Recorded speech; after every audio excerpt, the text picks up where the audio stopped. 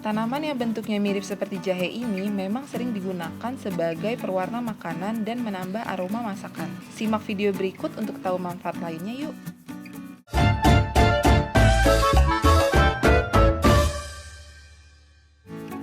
Yang pertama, mengobati batuk.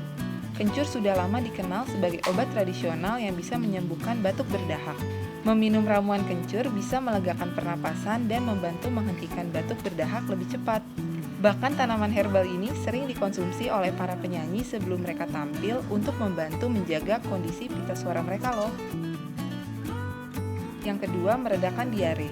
Ekstrak kencur memiliki kandungan zat sitotoksik dan antibakteri dalam jumlah yang cukup banyak. Karena itulah, kencur dipercaya menjadi salah satu pilihan pengobatan yang manjur untuk diare. Yang ketiga, menghilangkan stres. Ekstrak tanaman kencur baik rimpang ataupun daunnya memiliki sifat antidepresan terhadap sistem saraf pusat yang bisa memberikan efek sedatif atau menenangkan. Itulah kenapa banyak orang memanfaatkan kencur sebagai obat untuk mengurangi efek stres, cemas, gelisah, dan depresi. Itu tadi beberapa manfaat kencur untuk kesehatan. Jangan ragu untuk mengkonsumsi olahan kencur di rumah ya, Sasa Lovers.